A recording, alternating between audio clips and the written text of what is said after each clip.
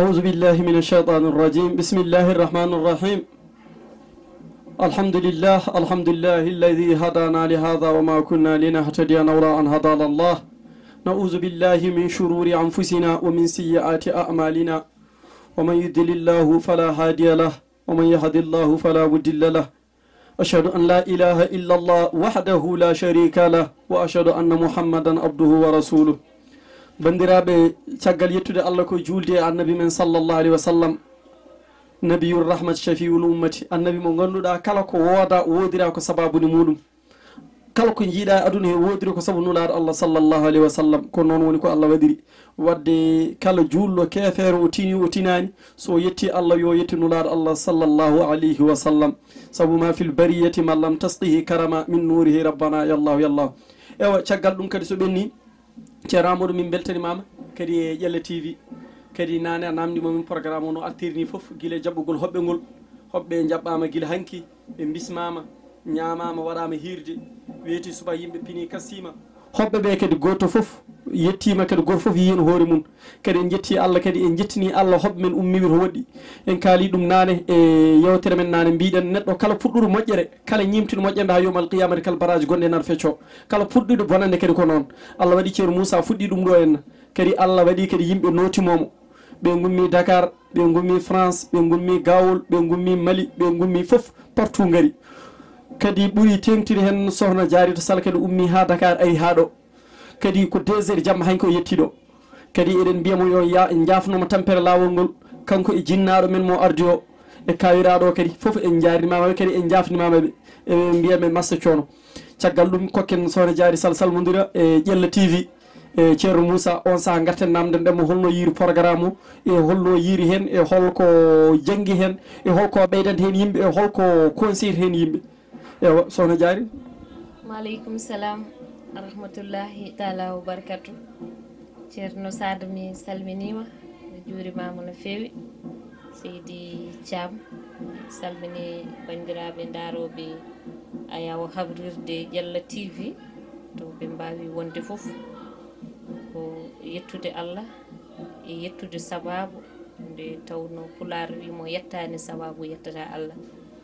mboɗo yetta banam gorko tawtoraɗo jonde nde woni ceerno Moussa Sall ɓiɗɗo baaba guiɗo sehil mawniraɗo bandiraɗo gorko mo ganduɗa ko jiɗɗo fuutankagal jiɗɗo kadi leñol ngol jiɗɗo kadi ƴella ɗo fulɓe mbiyata mbotuda sa leydi muuɗa mi weltimo noon saabu ko maaye ladde foof ko jawgal raddi ɗum noon nde o dañmi fartaŋŋe tawede ɗo e ƴella taw koye reedu Fouta département de Kanel taw koye falde Matam mboɗo jeeya Podor département de Podor mboɗo woni ɓiɗɗo fuutanke jiɗɗo fuutankagal parnoriɗo kadi fuutankagal somi salmini mi juurima mboɗo wawi fuɗɗorade ɗon jabade namde ma hol weltare am e garagal am ɗo ummadimi toon to lamorgo leydi Sénégal ɗo fadimi toon min e wondiɓe am e jinnaɗo am tedduɗo gardiɗo min woni nde Djiby Keccel kanko tan e nenam jiiɗi yumo e baaba wondude e kawam Djiby ko yinno ko arde ne heewi kono période o hawri hono programme uji ne keewi ziyaruji ne keewi galleji diine ɗi fof min jogui gueɗal hande e meɗen enen noon mbiɗen aadi bila aadi salade aadi ɓuuri firtude aadi pirtowo aadi foof noon hayso wona keferne ina taaƴa enɗo magal mbimi noon adama e ɓesgu ƴellankoɓe e ɓesgu fuutankoɓe e konngol kadi dede Moussa mi arat mi ara kadi mi tawa bandiraɓe am mi tawa leñolam mi tawa enɗamam mi wallodira e mon e ñalawma o mbo cubti ɗon mi ciftorɗum mi hen o nane noon mi haali mbimi o rokki kam ko wawa heptude saabu neɗɗo wawa rewde lekki ha heeɓa lekki kono aɗa wawi rewde neɗɗo ha keeɓa neɗɗo te noon ko dogaten ko jamma e ñalawma subaka e kikiide dañata kay jinneji ɗi dañata kay malaykaji dañata koye ɓiɓɓe adama en ɓe wadde so tawi a faggima yimɓe a dañi ngaalu aduna ɗum ene jeeya e weltare am ɓeyditorade ɗo yiɓɓe ɓeyditorade ɗe sehilaɓe ɓeyditorade ɗo kadi enɗam ɗum noon kanko ceerno Moussa yo Allah yombo moƴƴere mi yettatamo mi duwontomo goɗɗum ɗum min peera yidirde min de ko hande teskimi ko min judiri mboɗo wawi wiide c'est la première fois min mboɗo yiyamo so wona e natal makko woni photo kono sa yi joguimi e makko hoolare fulɓe mbi so fowru yewimo sagata tan yiiɗum koye jaɓɓal mum kanko hollimi hoolare hollimi teddugal jogayam hurum ha timmi mi wawa mbo ɗon ruttude ngal ɗon teddugal kono mboɗo wawi tottude mbo tamperam ɗum noon nde garmi mi tawi ɗo weltare woni pulagu mi tawi ɗo diine mi tawi ɗo ɓamtare mi tawi ɗo kadi jokkere enɗam so tawi noon mboɗo yiya ɗum mboɗo woni ɓiɗɗo debbo pullo jiɗɗo leñol mum walla biyeteɗo ne yiiɗi leñol mum neɗɗo kam wawa ñawde hoore mum ko bande en kalata kono min mi haalata hooram jiɗɗo kadi enɗam mum foof tamodira wona tamande wootere mi ari mi tawi funnague e hirnague rewo e worgo bang yo bang e nder leydi ndi e caggal leydi ndi julɓe ina ndenditi ɗo mawninde ñalawmaji diine l'islam taw ala waɗɓe ɗum organisé teddinɓe oɗon ñalawma mawninɓe oɗon ñalawma so wona ko wiyete ko almudagal nde tawno almudagal ko almudo mawnata wonto ceerno so tawi almudo mawnani wonani almudo wawa wonde ceerno enen foof en ndendi en dutti ɗiɗon ñalawmaji teddugal almuɓe fuutankoɓe ruttimo en mbaɗi ɗum e inde ñalawma o e yakari men taniraɗo men mbo taniraɓe men parnori e waliyaɓe meɗen woni Cheikh Tidiane Chérif radiallahu taala mi ari mi tawi taniraɓe Cheikh Oumrol Fouti Tall ina teddinira oɗon ñalawma min mboɗo jeeya e mabɓe mi ari mi tawi shérifaɓe e seremɓe ene garina kawrite oɗon ñalawma mi dañat weltare mi yetta Allah saabu ñalawma diine sa teddinirama ɗum hayso a wonano diine yanke hayso kulol ma Allah yettanoki ɗo fotiri ɗo sa ari e yiiɓe ɗo moƴƴuɓe jomiraɗo ne jogui ko wawi wajarade ma woni leçon aduna nani ɗo saabu ko deftere tawa ɗo hande ɗum noon mboɗo yetti Allah nde tawmi ɗum ɗo eɗo jeeyami eɗo banda men goni goɗɗum mi e leeso mi tonggui namdal gadanal ngal namdal ɗiɗoɓal ngal woni hol wasi o am ko mbimi ko nane tan so tawi eɗen mbiye ken ñoolaɓe walla ken daɗaɓe wonko woni e men ko woni ko e men noon woni goto e men foof yo lesɗe kina anda wawa dañde ko ɓuuri goɗɗo o ka ɓiɗɗo adama tan so yaawi so leeli kuli nafsin sa ikatal ɓurde a haɓɓete tan ha tiiɗa totteɗa leydi kono hoɗo golle ɗe goni wadde ko gollata ko ha wattinda goto e men foof ina foti ɗum wattinda e ɓernde mum wattinde e ɓernde mum noon wonko jinnaɓe men e taniraɓe men e waliyaɓe men liggani men hande enen sukaɓe jibinande hande eɗen poti farnorade ɗum ɗon nanggodiren goto e men foof jooɓa tampude e goɗɗo o goto e men foof ko yiɗani ko hoore mum e ɓural e ɓamtare e teddugal e suturo yo yiɗiran noon bandum te minne mboɗo woni debbo oɗon woni wandiraɓam worɓe juuɗe ɗiɗo so coɗodiri tan laaɓat hande enen sen jaggodiri min mbawa dañde ko ɓuuri on saabu mbiɗa jogui jinnaɗo am goto no wiye koddo nene Alpha Ali Diar Elhadji Tijane ko haaliyanke o wi tewgol ko fayi foof lalɗat tan ñalel kam ko tew mum fayi foof lalɗat tan min mbimo Tijane min pamani o wi debbo ko wawi dañde martaba pop o wawa heedde dadde worɓe ko caggal worɓe tan o heedata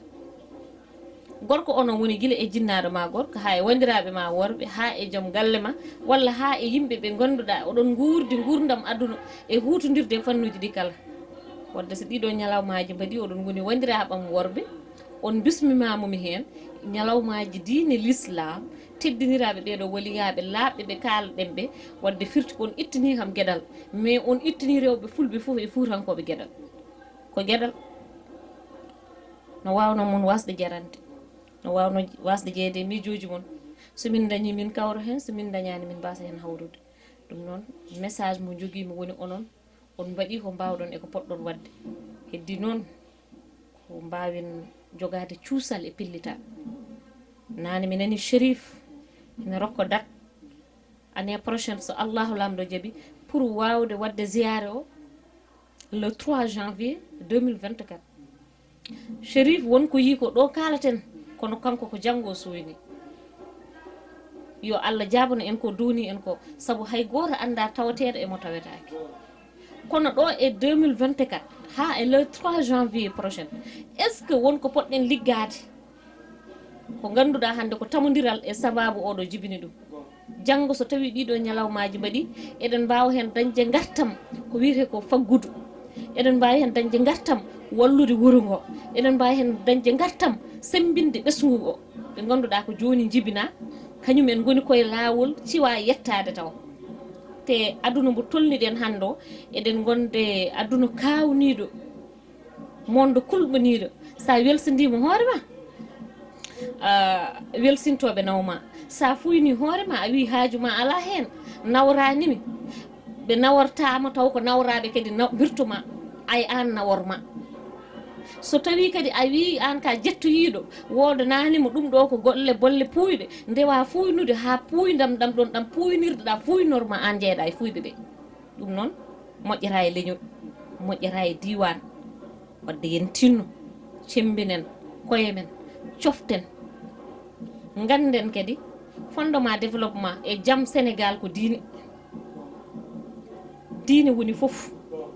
kulol men Allah nunɗal men salade yaware salade halfede kono taw ina wonde lawol peewal taw ko noddata hen ko ina selli ina gondi so goto men foof ɓernde mum udditama wonko tawate toon oɗon message noon nani e rewɓe hande dariɓe ɓe goni fitiram golle en jiɓɓe wonde firtude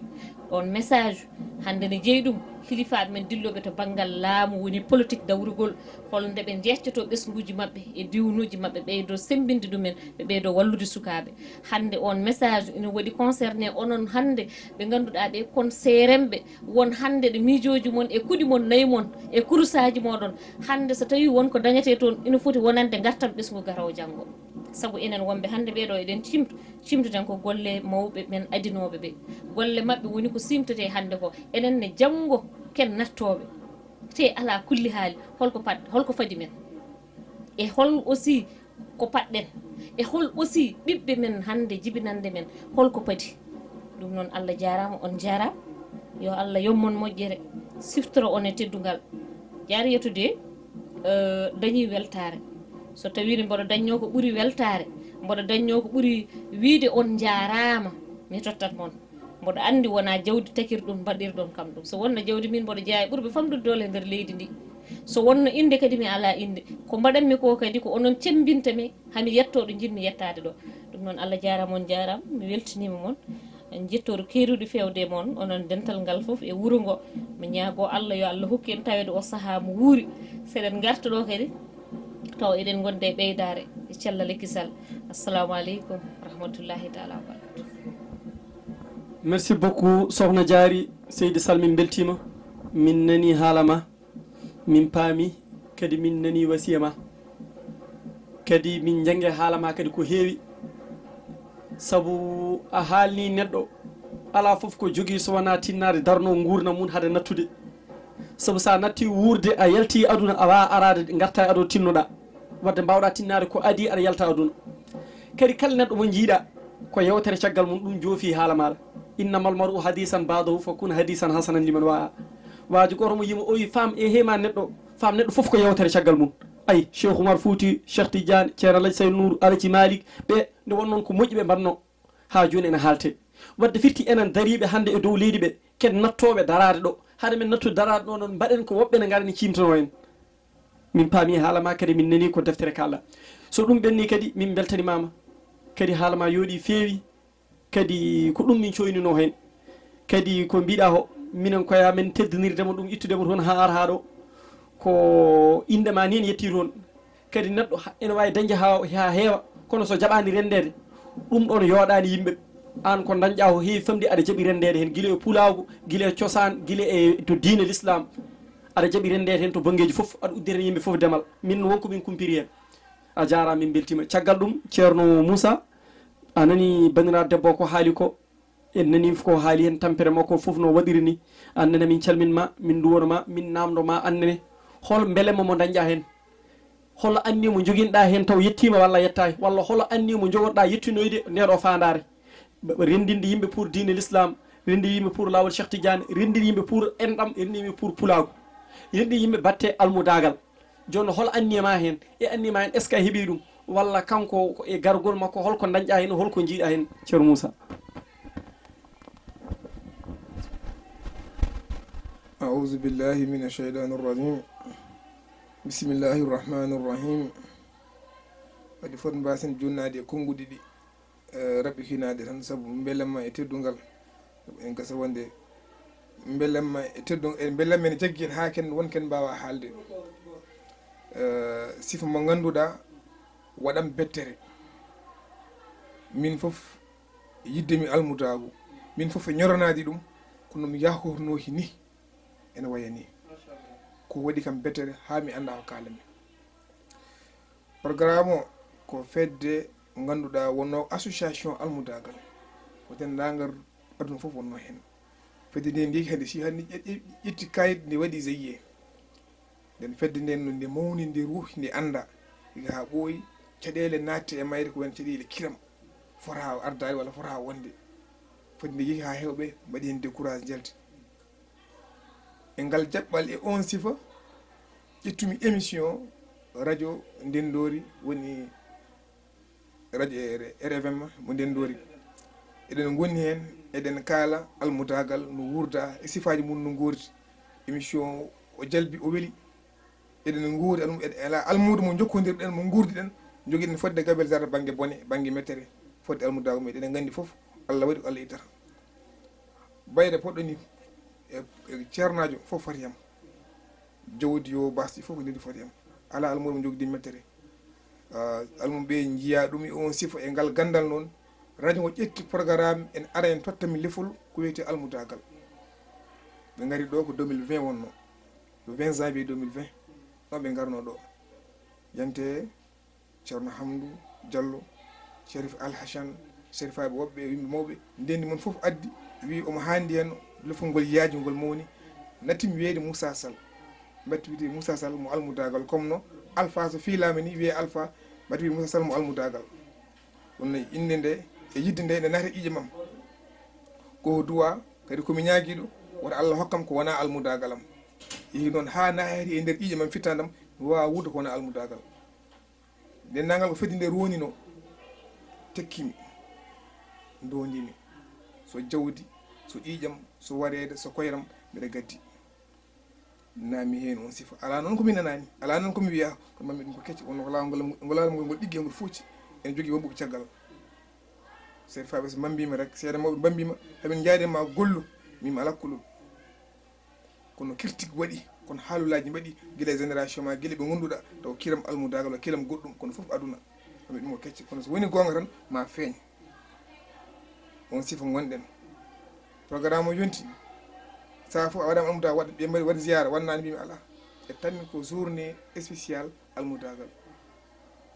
kalde tan ɗo ene wonno programme concours ɓurano moyen de 20 ans haalda almuɓe sappo ha dakkuda séri muɗum jogui passe transport aller retour haalda conférence nene yeehi ha Dakar foti wadde conférence ene foti arde ala kala ko haalanno fodde ko jogori waɗede yalta saabu almudagal saabu aduna jomumen jamfiti jelti ha laaɓi ceerno heddi noon so Allah tembi muɗum noon bonata ko nelal woni ɗo sa ari ɗo sa a hooti ko nelaɗa ho mbawa yettinde ɗum toon ka joom haqqille aɗa andi ko woni aduna aɗa andi yimɓe fof no potirno so ari noon a yii dental ngal yimɓe ne mbayni wonɗo ko sa hoori janngo tuɗa fuuta ɓe jeccito almugol ko woni ga o guile fof wonko woni ga almudago wonko woni ga henna ɗum tagi noddeɗa gara yimɓe jiima dañ hen beelema temedere neɗɗo yiɗino yiidema a ari waɗi sens ɓerdam mbuuɓi ɓi goto joyi abmo bajji mo waɗi qur'ana almudaga tan yiiɗi al cheikh maro yiiɗi haalaji beltiɗi ɗi fettanam mimi mimomi bisimimama ƴella ɓe ñaaguimo noon yaafuya déplacement 5 heures hanki Dakar arde ganda arde wurtoji ɗo 21 heures pawɗo walla 0 heure nder jammaji ɗi debbo responsable debbo mo ganduɗa gandaɗo mi keftini a yiyanimi mi jogui hen sohla e jogui hen ganda ngol kulol min min wandi fof ko mi woni sababu kala ko hemma ɗo en ko mi rondi ɓe ñaguima on yaafuye kimmi en calminima en beltima wa akhiru dawana an alhamdulillahi rabbil alamin in uridu illa al islah ma stadatu wa ma tawfiqi illa billah alayhi tawakkaltu wa ilayhi unibu wassalamu aleykum wa rahmatullah